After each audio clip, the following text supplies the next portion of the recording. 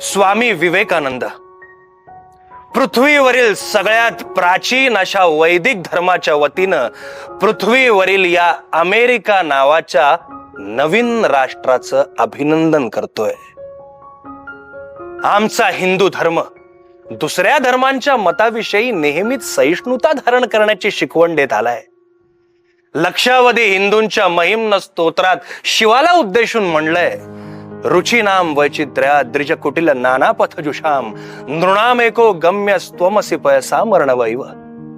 याचा अर्थ आपल्या रुचींप्रमाणे सरळ किंवा वक्र अशा भिन्न भिन्न मार्गाने लोक तुझी उपासना करतात, पण वेगवेगळ्या ठिकाणी उगम पावणारे पाण्याचे प्रवाह अंती सागरालाच जाऊन मिळतात.